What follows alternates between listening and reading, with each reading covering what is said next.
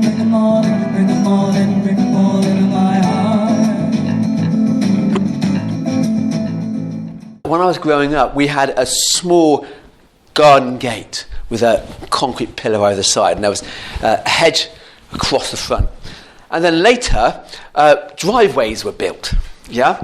So the little garden gate was left on its own, all right? And one day I'm back from college, and my dad's looking out the window, and he says, "Kevin, you won't believe this, but some guy's just come up and taken our garden gate away."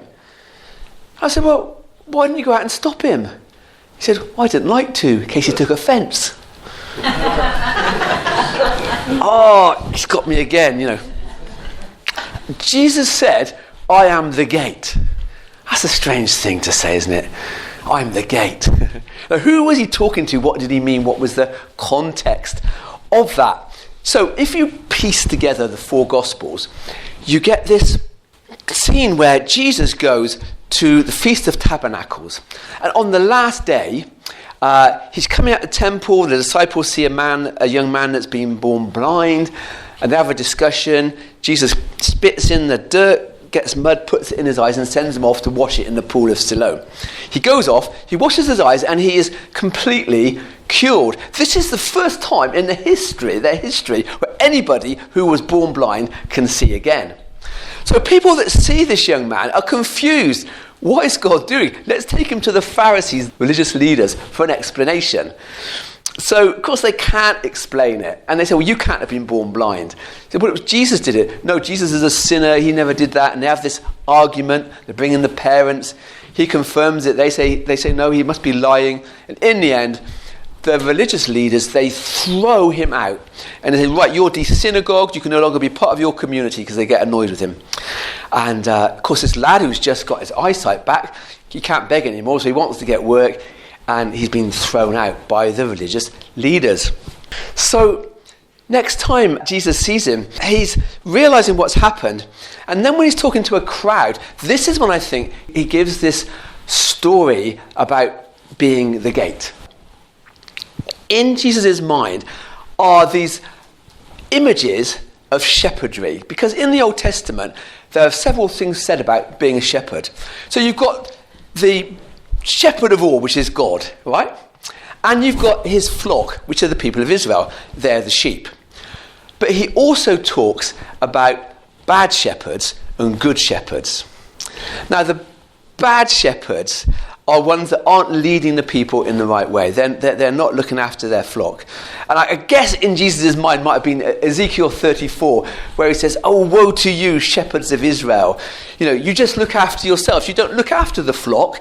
You know, you take the best cuts of meat, you take the wool, and you don't heal the sheep. You don't go looking for the lost. They're left out there, and they're getting eaten by wild animals. You know, what sort of shepherds are you?"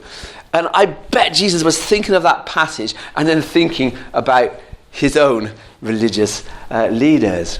But also in Old Testament imagery, there are the good shepherds, the good human shepherds. So there was Moses, yeah? So he did 40 years in Midian as a shepherd before then shepherding his people out of Egypt. There was, who else? David, yeah? Youngest son of Jesse. He was a shepherd boy, and then he became the best king Israel ever had, shepherded his people into prosperity. But then there's another passage in Micah 5 where the prophet talks about another human shepherd that's to come. And this shepherd is going to be mighty in the Lord and have the majesty of God himself. And he's going to lead people into peace and security. And of course, Micah is talking about one that's to come, isn't he? He's talking about Jesus himself. So the Pharisees, the religious rulers, they know their Bibles well. And Jesus thinks they'll tap in well to this imagery. So he's in the crowd, he's talking to them, and he says, "I tell you the truth.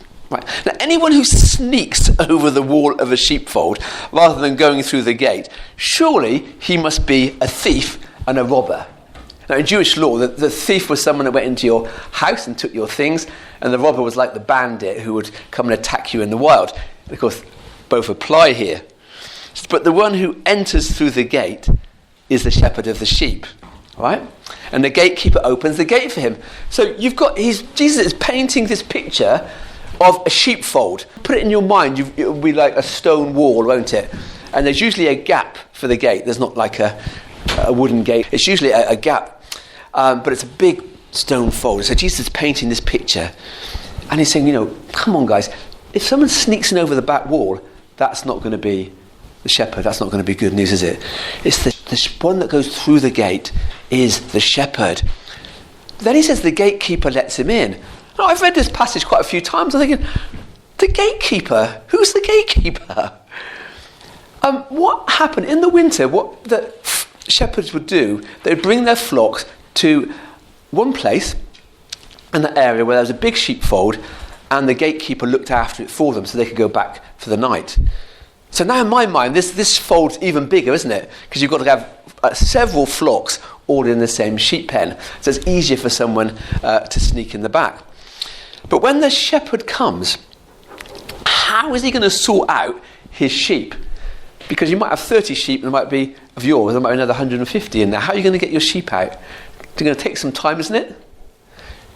No, because Jesus says the sheep recognise his voice. And when he calls to the sheep, he does it by name, and he leads them out.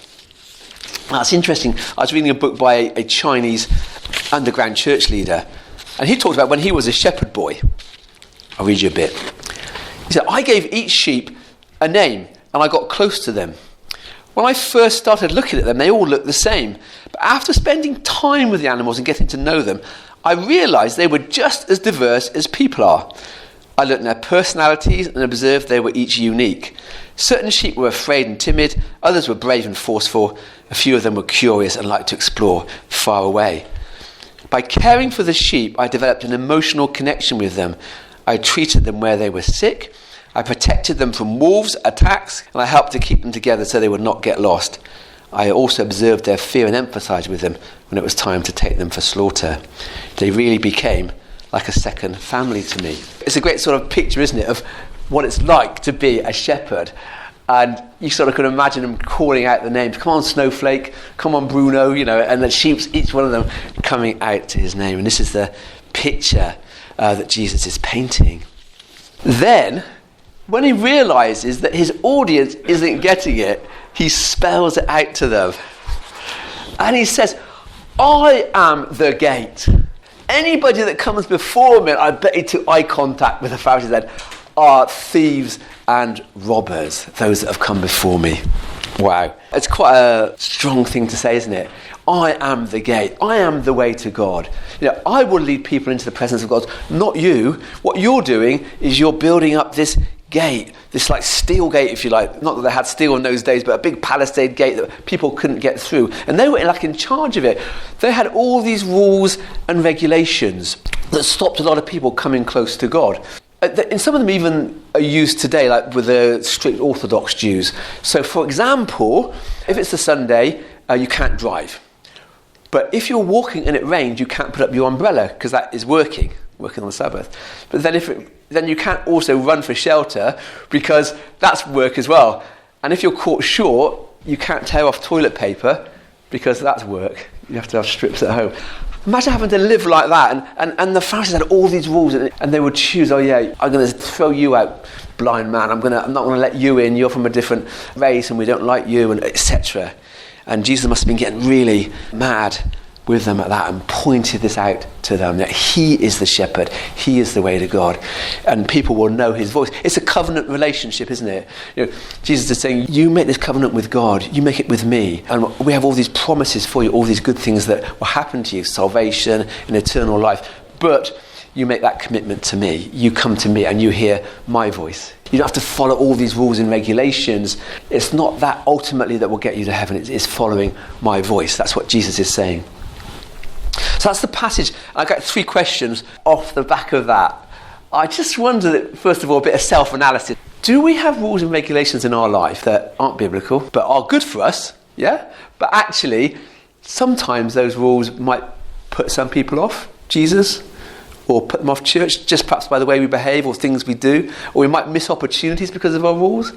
Can you think of any? So just one little example. When I was in Macedonia recently, I was in a Muslim village in a cafe, and I was trying to make a meaningful contact with the man sat next to me, old guy in a cafe bar with my broken Macedonian, and he offered me a cigarette. Now, I've not smoked since I was sort of 12, 13, 14, 15, And I wanted to take that cigarette, and yet I said, oh no, I don't smoke. And the moment went. Now, was I right or was I wrong? It doesn't really matter. The point I'm making is that, that rule affected me in that moment. And I wonder, as a church, also we can have rules. Most of them aren't written down. Some aren't they? Like, you might have a constitution that says, we can't have alcohol on the premises or whatever. But actually, we have lots of unwritten rules, I think, in churches. When I was a young youth leader at a Baptist church, and my teenage team, I told them to go and move this pulpit. It was a movable pulpit, it took about 3 people. And then we moved it back after the youth event we were organising. And boy, were we in trouble. You should never move the pulpit. I said, well, why not? Well, that was a memorial gift. You're not allowed to do that. And we got a right telling off. Some of the teenagers that were with me were upset by this. And I think, it could have affected their faith, couldn't it? Because it was an unnecessary rule. So I just wonder if we could just sort of say, right, is there any rules I've got or our church has got that aren't helpful? Because sometimes we may need to break them, yeah? Jesus actually followed lots of rules, lots of temple rules, lots of things that were in the Talmud, what was in the Torah. But sometimes he broke laws, didn't he? Sometimes he broke those rules why? Because the love of God trumped it. Could he have left that boy blind? Yes, of course he could. And a lot of things he did on the Sabbath, he did because of God's love for that person or for that situation. Question 2 is a fundamental question for us, is do you see the gate? Do we go through the gate? Now, go back to my little gate, my garden gate, yeah? When I was a small boy, I was quite glad to get through that gate because I lived on a council road. Some of the boys are bigger than me, and especially in the next road, they like to throw stones at me. So I like to get through the gate. Why? What was the other side of the gate? There was a path, old concrete path, and the path led to 3 places. My front door, my back door, and my garden shed where I put my bicycle, right? But what was in there, down the end of that path is home, isn't it? It's warmth, it's food, which is important when you're a boy, and it's security, and it's a family that knows and loves me, yeah? And it's the same. Jesus is the gate. Jesus is the gateway. Jesus is the good shepherd. He's the whole lot, yeah? And we come to him and we go through Jesus. Jesus is before us, he's after us, and he takes us on to this path. And what's down the path? It's a place of security, it's a place of peace, it's a place where we get fed by the Bible, by encouragement. It's a place where there's a family that loves us. He said, you're adopted into my family, you're a daughter or a son of the King of Kings. That's what's down our pathway, that's what's through the gate, isn't it? And it's not just a home for now, in our Christian family we have on earth, but it's also a home for eternal life. Jesus says, I've got a mansion with many rooms in, and one of them's just for you. The question is, do I come to the gate? Do I come to Jesus? And if I come to Jesus, do I bring all of me, or do I only bring part of me? Sometimes it can be tempting when we give our lives to Jesus and we live that Christian life to actually not bring it all through our gate. We might be our finances or our relationships. It may be some habits that we've got, our career choices. We might want to leave that the other side of the gate and not give it completely to Jesus. And I think Jesus is saying today, come to the gate and bring everything through with it and keep coming. And the third question is, are you a good shepherd?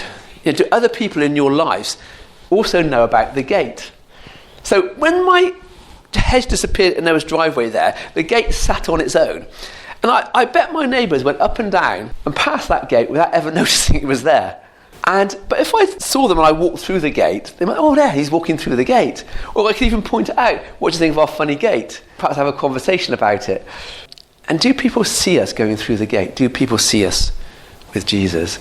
Do they hear us speaking about Jesus? Are we bringing them to the gate? Not everyone's going to want to go through the gate. You know that, don't you? You've probably prayed for people and encouraged people over the years, and they've not been interested in Jesus. But are we really being seen by the gate and through the gate and telling others about the gate? The Pharisees would stop people going into the presence of God if they didn't want them to.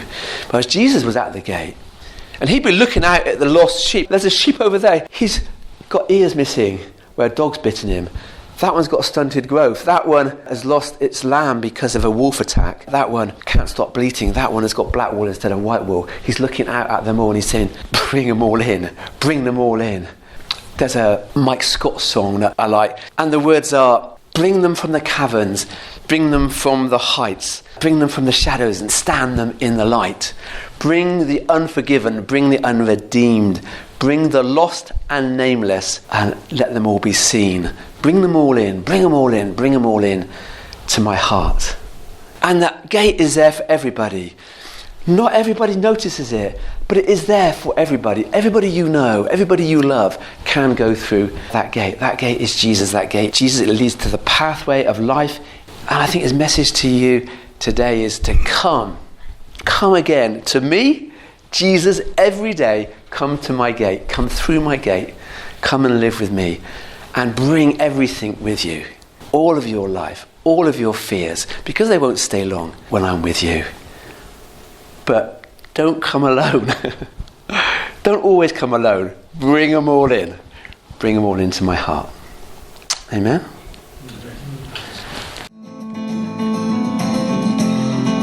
Bring them from the caverns. Bring them from the heights.